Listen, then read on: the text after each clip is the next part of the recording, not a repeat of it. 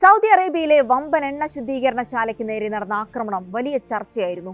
Gulf രാജ്യങ്ങളിലെ സൈനിക താവളങ്ങൾക്കപ്പുറത്തേക്ക് Iran ആക്രമണം വ്യാപിപ്പിക്കുന്നു എന്ന സൂചനയായിട്ടായിരുന്നു അതിനെ ലോകം കണ്ടത്. പിന്നാലെ ഇറാനെ നേരിടാൻ സൗദി അറേബ്യയും തയ്യാറെടുക്കുന്നതായി റിപ്പോർട്ടുകളും പുറത്തു വന്നിരുന്നു. അങ്ങനെയിരിക്കെയാണ് വലതുപക്ഷ മാധ്യമ പ്രവർത്തകനും രാഷ്ട്രീയ നിരീക്ഷകരുമായ ടക്കർ കാൾസൺ ഒരു ആരോപണം നടത്തുന്നത്. എണ്ണശാലകൾക്ക് നേരെയുള്ള ആക്രമണങ്ങൾക്ക് പിന്നിൽ ഇസ്രായേൽ ചാര സംഘടനയായ മൊസാദാണെന്ന സൂചന നൽകുന്നതായിരുന്നു ആ ആരോപണം.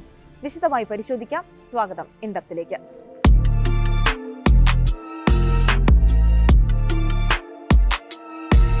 സൗദിയിലെ ഏറ്റവും വലിയ എണ്ണ ശുദ്ധീകരണശാലകളിലൊന്നായ അരാംകോയുടെ റാസ് തനൂറ റിഫൈനറിക്ക് നേരെ ആക്രമണം ഇറാന്റെ ആക്രമണ ശൈലിയിൽ വരുന്ന മാറ്റമായിട്ടായിരുന്നു വിലയിരുത്തപ്പെട്ടത്.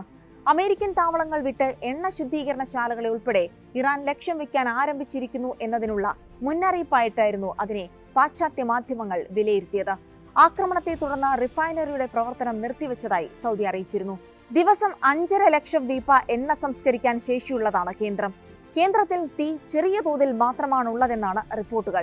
എന്നാൽ അത്തരം ആക്രമണങ്ങൾക്ക് പിന്നിൽ മൊസാദിന് പങ്കുണ്ട് എന്നൊരാരോപണവുമായി രംഗത്ത് വന്നിരിക്കുകയാണ് US കമന്റേറ്റർ ടക്കർ കാൾസൺ.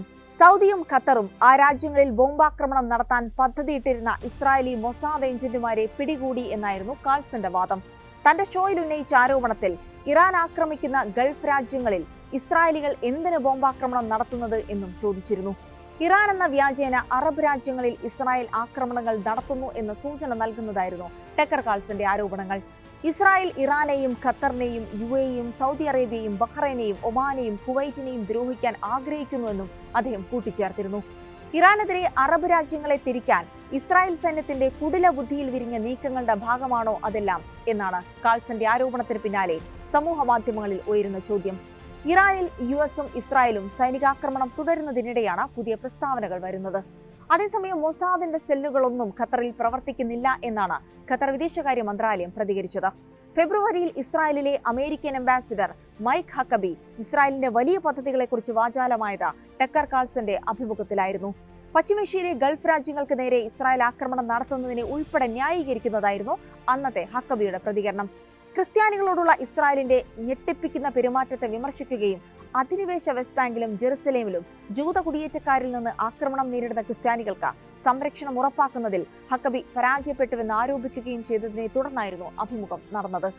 അഭിമുഖം പുറത്തു വന്നതിന് തൊട്ടു പിന്നാലെ ഇസ്രായേൽ സൈന്യം കാൾസണെയും അദ്ദേഹത്തിന്റെ സംഘത്തിലെ അംഗങ്ങളെയും കസ്റ്റഡിയിലെടുക്കുകയും ചെയ്തിരുന്നു. അതിനിടെ US-ഇസ്രായേൽ ആക്രമണത്തിൽ കൊല്ലപ്പെട്ട 165 കുട്ടികളുടെ കൂട്ട സംസ്കാരം കഴിഞ്ഞ ദിവസം ഇറാനിൽ നടന്നിരുന്നു. കൊല്ലപ്പെട്ട കുട്ടികൾക്കായി ഒരുക്കിയ ഖബറുകളുടെ ചിത്രം ഇറാൻ വിദേശകാര്യമന്ത്രി അബ്ബാസ് അറാഗ്ചി സമൂഹമാധ്യമത്തിൽ പങ്കുവയ്ക്കുകയും ചെയ്തു. തെക്കൻ ഇറാനിലെ മിനാബിലെ ഗേൾസ് എലമെന്ററി സ്കൂളിന് നേരെയുണ്ടായ വ്യോമാക്രമണത്തിലാണ് 160-ലധികം കുട്ടികൾ കൊല്ലപ്പെട്ടത്.